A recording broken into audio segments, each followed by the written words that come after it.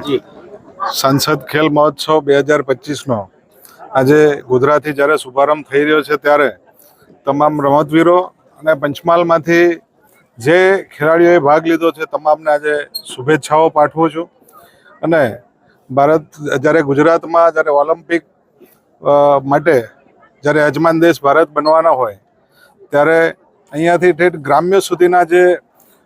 ખેલાડીઓ જ્યારે આ સાંસદ ખેલ સ્પર્ધામાં આજે ભાગ લેવાના છે ત્યારે જે નરેન્દ્રભાઈ મોદી સાહેબ આપણે યશસ્વી પ્રધાનમંત્રીશ્રીનું જે વિઝન છે કે દરેક નીચેના ગ્રામ્ય સુધીનો જે ખેલાડી છે એ અનેક રમતોમાં જે એમની એનામાં રહેલી શક્તિઓ છે જે બહાર આવે અને રમીને આગળ સુધી જાય, આંતરરાષ્ટ્રીય સુધી